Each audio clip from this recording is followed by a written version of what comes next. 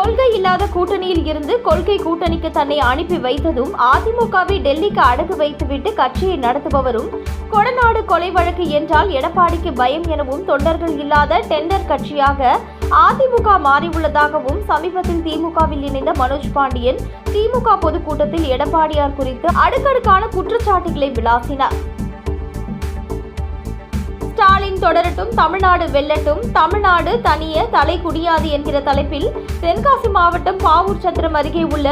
கீழப்பாவூரில் நெல்லை மேற்கு மாவட்ட திமுக சார்பில் ஆலங்குளம் சட்டமன்ற தொகுதியில் பொதுக்கூட்டம் நடைபெற்றது. இதற்கு மேற்கு மாவட்ட திமுக பொறுப்பாளர் ரா ஆவுடையப்பன் தலைமை தாங்கிய நிலையில் இதில் முன்னாள் அமைச்சர் பூங்கோதை, ஆலடி அருணா, சமீபத்தில் ஓபிஎஸ் அணியிலிருந்து திமுகவில் இணைந்த முன்னாள் ஆலங்குளம் எம்எல்ஏ மனோஜ் பாண்டியன் உள்ளிட்டோரும் கலந்து கொண்டனர். அப்பொழுது பேசிய மனோஜ் பாண்டியன், கொள்கை இல்லாத கூட்டணியில் இருந்து கொள்கை கூட்டணிக்கு தன்னை அனுப்பி வைத்தது எடப்பாடிதான் என்றும், அதிமுகவை எடப்பாடி டெல்லிக்கு அடகு வைத்துவிட்டு ஒரு பொதுக்கூட்டம் கூட நடத்த முடியாத சூழ்நிலையில் கட்சியை நடத்தி வருகிறார் என்றும், ஜெயலலிதா ஆவி தன்னை திமுகவிற்கு துரத்திவிட்டதாக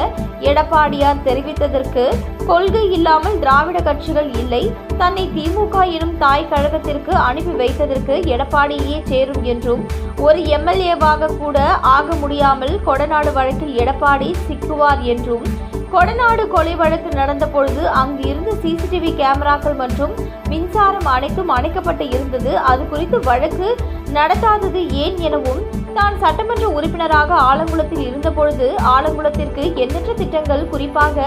அரசு கலைக்கல்லூரி மற்றும் அரசு மருத்துவமனைக்கு நிதி ஒதுக்கி செய்து கொடுத்தவர் தமிழக முதல்வர் ஸ்டாலின் என்றும், அதிமுக என்பது தொண்டர் இல்லாமல் இருக்கும் டெண்டர் கட்சி எனவும் விளாசினார். அவரை திமுகவுக்கு அனுப்பிவிட்டது என்று எடப்பாடி அப்பொழுது சொன்னார். நான் தெரிவிக்கின்றேன், அதற்கு பதில் நான் இப்பொழுது தெரிவிக்கின்றேன். அம்மாவுடைய ஆவி தாய் கழகமான திமுகவுக்கு செல் என்றுதான் என்று இன்று அனுப்பி வைத்தது. காரணம், கொள்கை